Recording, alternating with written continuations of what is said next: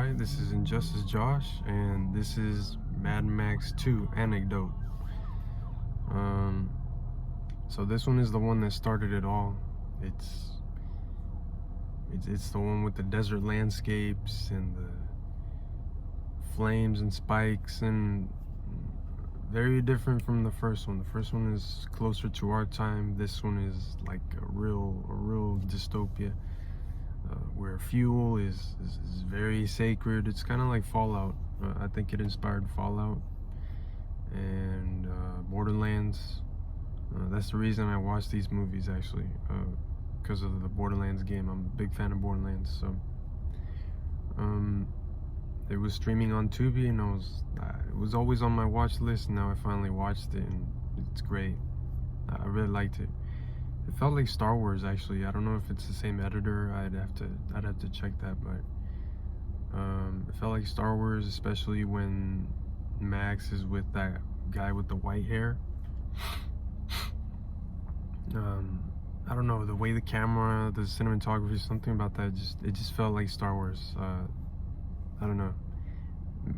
Maybe because they were preparing the music, they were preparing for this big moment of defending against Humongous, I think is his name.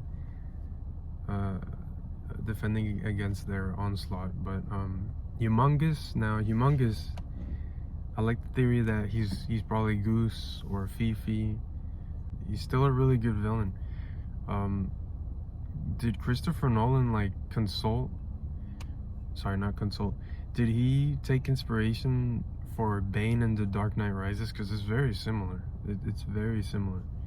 I thought like the way he holds the microphone, the mask, the voice, how buff he is. And Tom Hardy's in Fury Road, so like, I don't know. A great villain.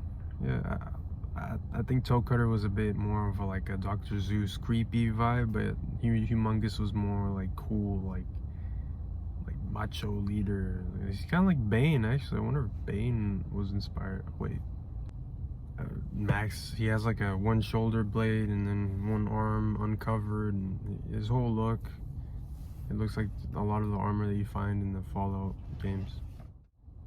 A very tense film, very simple plot, just like I think even simpler than the first one. But because of the whole aesthetic, the whole design,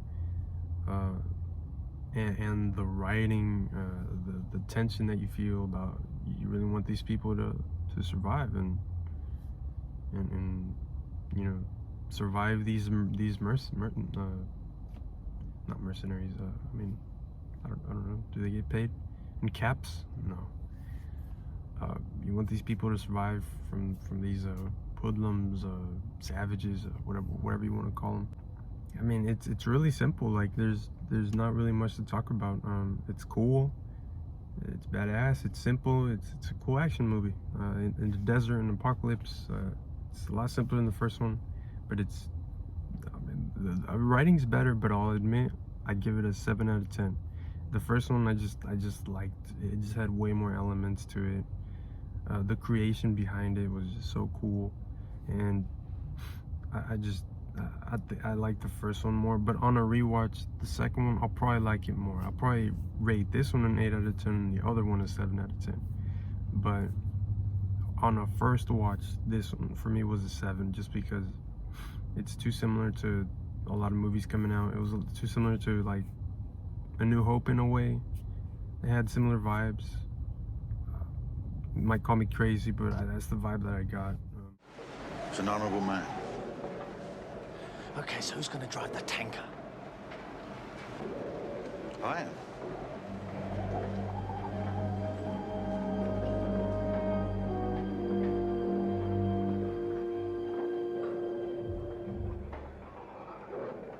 Oh, and I like the narration in the beginning and then towards the end.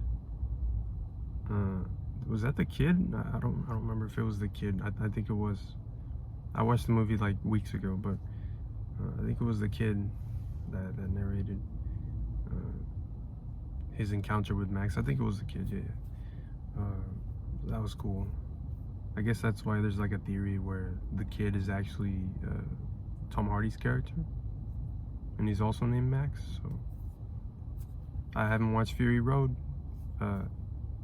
I'm watching these to lead up to that. It's not streaming anywhere right now, but when it is, I'll definitely watch it. Okay, well, that's it. This has been Josh.